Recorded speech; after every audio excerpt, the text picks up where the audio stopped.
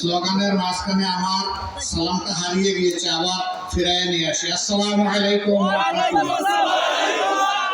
আলহামদুলিল্লাহ, হারানো সালাম খুঁজে পাওয়া গেছে। আলহামদুলিল্লাহ রাব্বিল আলামিন, ওয়াসসালাতু ওয়াসসালামু আলা রাসূলিহিল কারীম ওয়া আলা আলিহি ওয়া সাহবিহি ওয়া আহলি বাইতি আজমাইন। বাংলাদেশ জামাত ইসলামী ঐতিহ্যবাহী খুলনা জেলার খানজাহান আলী প্রশাসনিক থানার উদ্যোগে আয়োজিত আজকের এই কর্মী সম্মেলনের সম্মানিত সভাপতি, সম্মানিত বিশেষ অতিথি, খুলনাবাসীর প্রিয় নেতা, ফুলতলা ডুমুরিয়ার মানুষের আপনজন, সাবেক সংসদ সদস্য, বাংলাদেশ জামাত ইসলামীর সম্মানিত সেক্রেটারি জেনারেল জনাব মিয়া গোলাম পরওয়ার, মঞ্চে বসা অন্যতম বিশেষ অতিথি, বাংলাদেশ জামাত ইসলামীর নির্বাহী পরিষদের অন্যতম সদস্য জনাব মোবারক হোসাইন, আঞ্চলিক এবং স্থানীয় নেতৃবৃন্দ, সহকর্মী ভাই ও বোনেরা, সুধীমণ্ডলী, বিভিন্ন রাজনৈতিক বন্ধু সংগঠনের সম্মানিত নেতৃবৃন্দ, সাংবাদিক বন্ধুরা, প্রশাসনের সম্মানিত কর্মকর্তা এবং সদস্যবৃন্দ, আমি মহান রব্বুল আলামিনের শুকরিয়া আদায় করছি। আল্লাহ তাআলা আজকে আপনাদের সামনে আমাকে হাজির হওয়ার তৌফিক দান করেছেন। আলহামদুলিল্লাহ রাব্বিল আলামিন। 2023 সালের আজকের এই দিনটিতে আমরা কল্পনাও করি নাই ওই বছরের 1 ডিসেম্বর আল্লাহর এতগুলা বান্দাবান্দি একসাথে মিলিত হতে পারবে,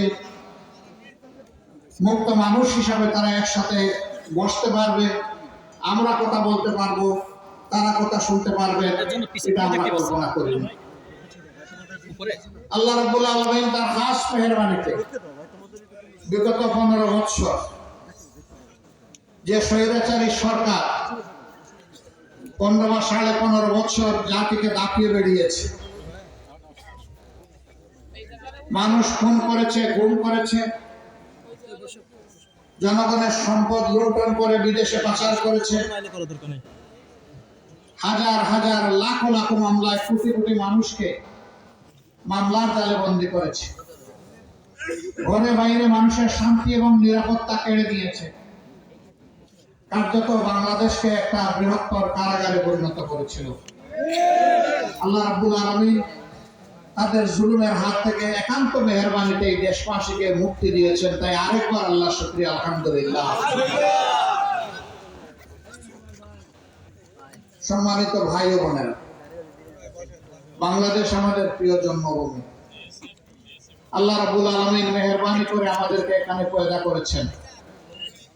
বিভিন্ন বর্ণ, ভাষা এবং ধর্মের বৈচিত্র্যে আমাদের এই বাংলাদেশের সুন্দর বাগান আল্লাহ তাআলা নিজেই সাজিয়েছে। এদেশে সংখ্যাগরিষ্ঠ মানুষ মুসলমান হলেও আমরা বিভিন্ন ধর্মের মানুষ মিলেমিশে সুখ দুঃখ ভাগাভাগি করি এবং শান্তিপূর্ণ সহাবস্থান করি। আমাদের মধ্যে রয়েছে সাম্প্রদায়িক অভূতপূর্ব সম্পর্ক এবং সম্প্রীতি। এটি আমাদের সৌন্দর্য, এটি এদেশের মানুষের গর্ব।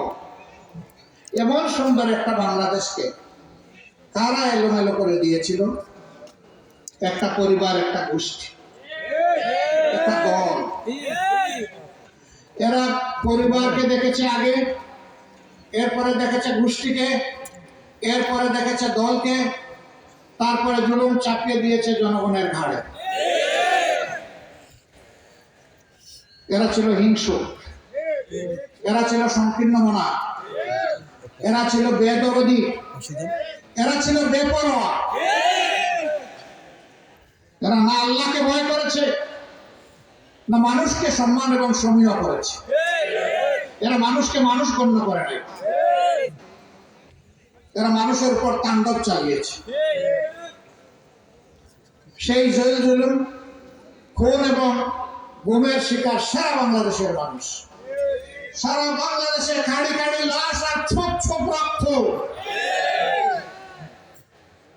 2006 সালের 28 অক্টোবর লগিময়টার তাণ্ডবের মাধ্যমে স্পষ্ট কিভাবে আদম সন্তানদেরকে খুন করার মধ্য দিয়ে তাদের খুনের রাজত্ব শুরু হয়েছিল। তারপরে আমরা দেখতে পেয়েছি 2009 সালে 10 জানুয়ারি ক্ষমতা বসার পর থেকেই তারা তাদের খুনের অস্ত্রকে আবার শান দিয়েছে। পরের মাসে 25 এবং 26 তারিখ ঢাকার পিলখানায় তৎকালীন বিডিআরের সদর দপ্তরে বাংলাদেশের দেশপ্রেমিক সেনাবাহিনীর 57 জন চৌকস প্রতিশ্রুতিশীল সেনা অফিসারকে তারা নির্দয়ভাবে হত্যা করেছিল। তাদের পরিবারের সদস্যদেরকে হত্যা করেছিল। লাশগুলা নির্মমভাবে সেদিন ড্রেনের পানিতে ভাসিয়ে দিয়েছিল। কতিপয় লাশ তারা গুম করে ফেলেছিল। আলো নিভিয়ে অন্ধকারে তারা মানুষ খুন করে নির্বিঘ্নে তাদেরকে পালিয়ে যেতে দেওয়া হয়েছিল। কারা এই নেপথ্যে, এই খুনের নেপথ্যের নায়ক, কারা ষড়যন্ত্রকারী, কারা সিদ্ধান্তকারী, কারা সিদ্ধান্ত বাস্তবায়নকারী, আজও বাংলাদেশের মানুষ তা জানতে পারেননি। কেন? কারণ যারা ক্ষমতায় ছিল তারাই প্রকৃত খুনি ছিল। বাংলাদেশের দুইটা দেশপ্রেমিক স্তম্ভ ছিল খুবই মজবুত। একটা আমাদের গর্বের সেনাবাহিনী, তাদের সহযোগী প্যারামিলিটারি বিডিআর, আর একটা হচ্ছে পরীক্ষিত দেশপ্রেমিক সংগঠন বাংলাদেশ জামাত ইসলাম। সেনাবাহিনী এবং বিডিআর এর উপর আঘাত দেওয়ার পর এরপরে তারা আঘাত হানেছে জামাত ইসলামের উপর। ঠান্ডা মাথায় মিথ্যা অভিযোগ দায়ের করে সাজানো সাক্ষী পাতানো কোর্ট, এই দিয়ে ঠান্ডা মাথায় আমাদের নেতৃবৃন্দকে হত্যা করা হয়েছে। আমরা আল্লাহ তাআলার কাছে এই হত্যার বিচার চাই। দুনিয়ায় আমরা এই হত্যার বিচার দেখতে চাই। আমাদের নেতৃবৃন্দ সহ 6 সালের 28 অক্টোবর থেকে শুরু করে 24-এর 5 আগস্ট পর্যন্ত নির্মমভাবে যাদেরকে হত্যা করা হয়েছে, প্রভুর দরবারে দোয়া করি, হে প্রভু দয়া করে তাদেরকে শহীদ হিসাবে কবুল করুন। তাদের শাহাদাতের এই ঋণটুকু আমাদের অন্তরে আপনি জাগিয়ে দিন। তাদের পরিবারকে আপনি সবরে জামিন আতা করুন। যারা পঙ্গুত্ব বরণ করেছে, হে আল্লাহ তাদের সিনায় আপনি আপনার প্রশান্তির হাত বুলিয়ে দিন। তাদেরকে সক্ষমতা দান করুন, তারাও যেন এই দেশবাসীর জন্য আরো কিছু করতে পারে। বিশেষভাবে আমি ধন্যবাদ, কৃতজ্ঞতা, ভালোবাসা, শ্রদ্ধা এবং তাদের প্রতি আমার উষ্ণ অভিনন্দন জানাই, যারা এই বছরের 1 জুলাই থেকে শুরু করে 5 আগস্ট পর্যন্ত বুক চিটকে দিয়ে বলেছিল, বুকের ভিতরে তুমুল ঝড়, বুক পেতেছি গুলি কর। 15.5 বছর নির্যাতিত জাতি বহু চেষ্টা করেছে সন্ত্রাসীদেরকে, ফ্যাসিস্টদেরকে ক্ষমতা থেকে তাড়ানোর জন্য, কিন্তু আমরা শেষ সফলতা আমরা দেখতে পারিনি। আমাদের গর্বের সন্তানদের হাতে আল্লাহ সেই সফলতা দান করেছেন। আলহামদুলিল্লাহ রাব্বিল আলামিন। এই সন্তানদেরকে নিয়ে আমরা গর্বিত। আল্লাহ তাদের অভিভাবক হওয়ার জন্য আমাদেরকে সেই সৌভাগ্য দান করেছেন। আমরা আপনাদেরকে কথা দিচ্ছি, আগামীতে মুক্তি পাগল জনগণ যে দেশ দেখতে চায়, আমরা সেই দেশের দায়িত্বটা আমাদের সন্তানদের হাতে, যুব সমাজের হাতে তুলে দিতে চাই। তারা অত্যন্ত দায়িত্বশীলতার সাথে এবারকার আন্দোলন পরিচালনা করেছে। হাজার উস্কানিতে তারা মাথা গরম করে নাই।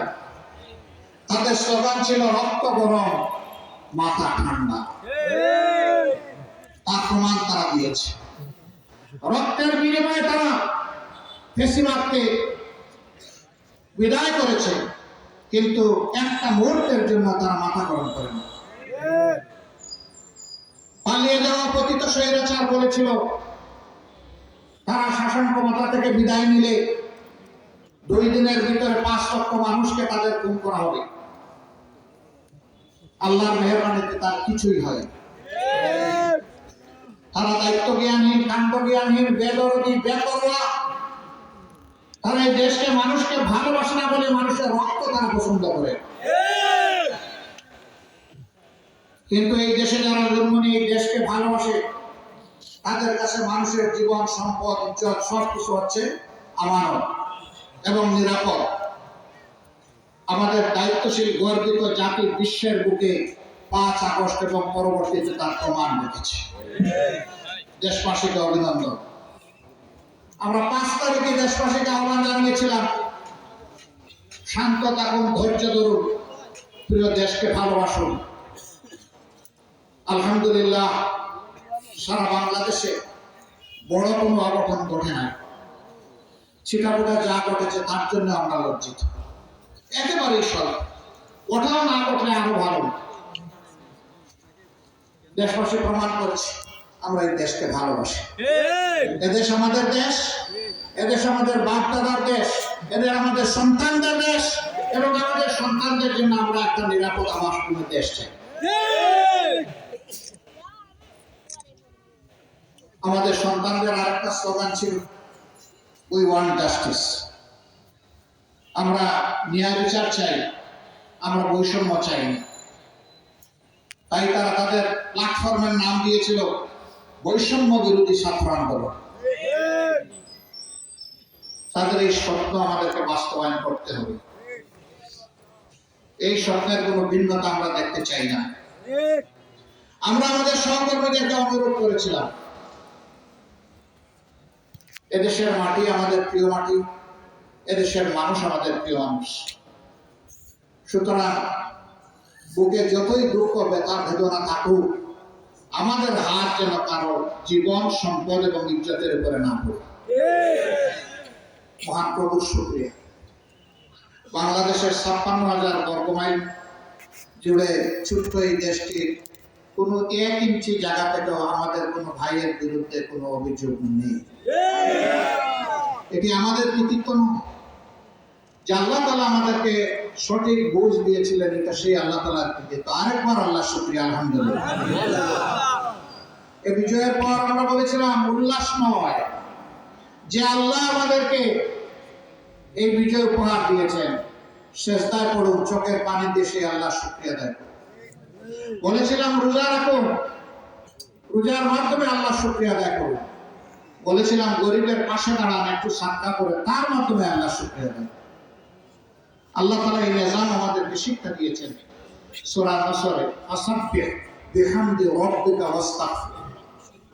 এমন বিজয়, এমন সুসংবাদ, এমন সুদিন যদি তোমাদের কখনো আসে, তোমাদের দায়িত্ব হচ্ছে আল্লাহ তাআলার পবিত্রতা ঘোষণা করা, তার প্রশংসা করা, এবং এই কাজ করতে গিয়ে মানুষ হিসেবে তোমাদের যে ভুল ত্রুটি হয়েছে তার জন্য আল্লাহর কাছে ক্ষমা চাও।